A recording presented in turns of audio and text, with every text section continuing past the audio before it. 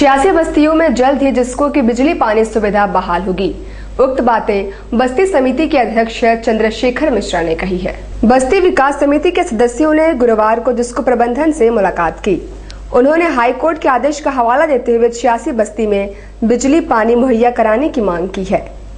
बस्ती विकास समिति के अध्यक्ष चंद्रशेखर मिश्रा ने कहा कि जिसको प्रबंधन राजी है और कोर्ट के आदेश का इंतजार कर रहा है। डिसीजन आया बस्ती विकास समिति के हम सभी सदस्य यहाँ पर उपस्थित हैं और हम लोग हाईकोर्ट के डिसीजन के माध्यम से जिसको से भेंट करने आए थे। महाप्रबंधक कैप्टन मिश्रा से हमारी बातचीत हुई है और उन्होंने कहा कि चूँकि कोर्ट का कॉपी उनके पास नहीं आया है और अभी फिलहाल आज तक मेरे पास भी नहीं आया है, कल तक आ जाएगा। तो हमारी बात सकारात्मक हुई है। गाड़ी लेके आ रहे हैं टाटा स्टील जिसको भी पानी बिजली देने के लिए तैयार है। कोर्ट के आदेश का वो इंतजार कर रहे हैं। उधर से आएगा, जैसे कोर्ट का आदेश आएगा पानी देना वो लोग शुरू कर देंगे 86 बस्ती में। JS तारापुर स्कूल में बच्चों को रक्तदान के विषय में विस्तार से जानकारी दी गई। उन्हें बताया गया कि रक्तदान से क्या क्या लाभ होते हैं। आमतौर पर लोगों में ये धारणा होती है कि रक्तदान करने से शरीर में कमजोरी आ जाती है, मगर ये सिर्फ एक भ्रांति है। वॉलंटियर ब्लड डोनर्स एसोसिएशन द्वारा गुरुवार को JS तारापुर स्कूल में एक कार्यशाला का आयोजन किया गया, जिसमें बच्चों को रक्तदान के विषय में विस्तार से जानकारी दी गई। भविष्य में रक्तदाताओं को भ्रांतियों से दूर रहने की सलाह भी दी गई। उन्हें बताया गया कि रक्तदान से बड़ा दान दुनिया में कोई नहीं होता। स्कूल में तरह तरह का they are our future donor of India. हम लोग चाह रहे हैं कि इसको सही दिशा में, रक्तदान की दिशा में मन में कोई भी चिंतन न रहे, क्या करना चाहिए क्या नहीं करना चाहिए, इसका नो हाउ हम लोग 2 दिन में वो लोग को बताएंगे। As a training secretary of voluntary blood donor association हम लोग ये पहला सेशन ले रहे हैं और भी स्कूल सब चैनल में है। कितने स्कूल को टारगेट लेके चल? हम लोग जमशेदपुर का भी मिनिमम 35 स्कूल्स हम लोग का साथ चलेंगे, ये हम लोग उम्मीद कर रहे हैं। कई ये प्राइवेट स्कूल रहेगा कि सरकारी स्कूलों में? सब कोई भी स्कूल, कोई भी गांव शहर कहीं से भी देवल कॉलेज हम लोग अटेंड करेंगे, वो लोग को सही जानकारी देंगे। मिसकॉन्सेप्शन ये बाद में वो बोल नहीं सके कि मुझे कोई अप्रोच नहीं किया, ये दिस इज द वे। 6 अप्रैल को हुई ओलावृष्टि से देवघर पंचायत में कई आवास क्षतिग्रस्त हुए हैं। झारखंड मूलवासी अधिकार मंच द्वारा प्रशासन से मुआवजे की मांग की गई है। 6 अप्रैल को MGM थाना अंतर्गत देवघर में आंधी पानी व ओलावृष्टि से कई मकान क्षतिग्रस्त हो गए थे।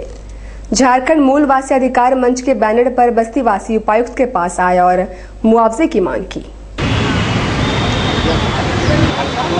हुआ था अचानक हुआ। कब की घटना है? ये घटना है 2 रोज पहले का 6 तारीख 6 तारीख संध्या 4:30 साढ़े 4 बजे घटना है। हम लोग घर से बाहर भी निकल नहीं पाए, जितना आदमी घर में था। अचानक हुआ जब बोल्डर 2-2 किलो का साइज ओला गिरा और घर के अंदर भी महिला का भी चोट लगा और बाहर में जो पुरुष लोग थे वो लोग घुस नहीं पाए। इतना चक्रवर्ती तूफान था जो घुस नहीं पाया। बहुत ज्यादा चोट है। कितने का घर का नुकसान हुआ होगा? 150 से 200 घर नुकसान हुआ। हम लोग उसे सूची बना रहे हैं। हम लोग DC साहब से आज मिलने के लिए आए हैं, ज्ञापन देने के। क्या मांग क्या कर? मांग है सर, जो पुनर्वास जो हम लोग क्षतिपूर्ति हुआ है, मतलब क्षति हो गया, तो कम से कम थोड़ा सरकारी सहायता चाहिए। और की घटना है जी? कौन क्षेत्र का है? ये घटना है बेलाई पहाड़ी पंचायत, देवघर पंचायत के पलासमनी पंचायत 2 पंचायत की घटना है।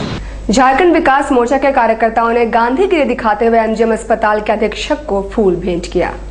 JVM कार्यकर्ताओं ने गुरुवार को गांधीगिरी दिखाते हुए MGM अस्पताल के अधीक्षक को पुष्प भेंट किया।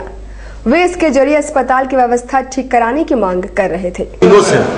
मरीजों के द्वारा बार बार यहाँ के बारे में बातें आ रही है, जो MGM में किसी प्रकार का दवा नहीं दिया जा रहा है, खाना पीना का व्यवस्था नहीं है, साफ सफाई का व्यवस्था नहीं है। तो झारखंड विकास मोर्चा जमशेदपुर महानगर इसे काफी गंभीरता से लेते हुए आज झारखंड विकास मोर्चा के द्वारा यहाँ पर आज घेराव किया गया और प्रबंधक से पूछा गया जो आखिर में इस प्रकार की MGM में दुर्दशा क्यों है। 5 रुपया से बेसी का दवा देने का हम लोग का ऑर्डर ही नहीं है सरकार की तरफ से, और जो अंदर भर्ती मरीज है उनको हम 20 रुपया से बेसी का दवा दे नहीं सकते हैं, यह सरकार की तरफ से प्रावधान है। और खाने की बात है तो हम 3 टाइम का खाना 50 रुपए से बेसी का दे नहीं सकते हैं। अब आप ही बताइए जो किस प्रकार हम मरीज का हम सेवा कर सकते हैं, किस प्रकार हम दवा से दे सकते हैं, किस प्रकार हम भोजन दे सकते हैं, किस प्रकार हम सफाई कर सकते हैं। तो हम पूछना चाहते हैं सरकार से, जो लंबे लंबे बातें जो करने वाले, जो स्मार्ट सिटी बनने की बातें करने वाले, अरे करीब करीब यहाँ पर रहने वाले यहाँ के गरीब जनता के पर दया खाएं और इस प्रकार यहाँ की भोली भाली जनता के साथ क्रूर मजाक न करें। कदमा उलैन में अवस्थित हरि मंदिर में हर वर्ष की भांति इस वर्ष भी अखंड हरिनाम संकीर्तन का आयोजन हुआ, जिसमें दूर दराज के आए लोगों ने भाग लिया।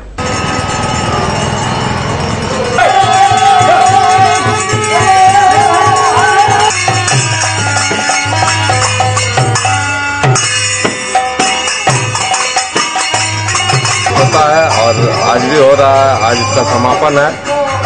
ये हम लोगों का पूर्वज लोग 1952 से शुरू किए हैं और आज समापन दिवस में जो भोगराग का नाम से जाना जाता है। लाफार्ज ठेका मजदूर संघर्ष समिति के संवाददाता सम्मेलन बुलाकर कहा कि मजदूरों के हितों के साथ कोई भी समझौता संभव नहीं है। लाफार्ज ठेका मजदूर संघर्ष समिति के अध्यक्ष अंबुज कुमार ठाकुर ने कहा कि 1999 में लाफार्ज को टाटा स्टील द्वारा अधिग्रहण किया गया था, मगर लाफार्ज भेजे गए कर्मियों को सारी सुविधाएं नहीं मिली। अब खबर आ रही है कि होनसिन नामक कोई कंपनी लाफार्ज का अधिग्रहण करेगी।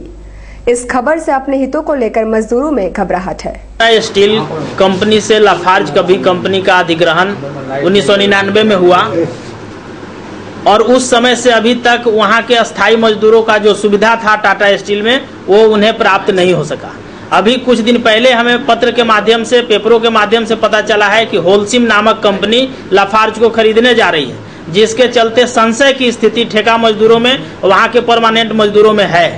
तो हम प्रेस के माध्यम से मांग करना चाहते हैं कि कोई भी कंपनी आती है, अगर उनके सहूलियतों को छीनने का प्रयास करती है, चाहे वो ठेका मजदूर हो या परमानेंट मजदूर हो, उनके किसी भी तरह की सहूलियतों में अगर कटौती करती है, तो दोनों ठेका मजदूर और परमानेंट मजदूर मिल करके एक मंच से आंदोलन की शुरुआत करेंगे।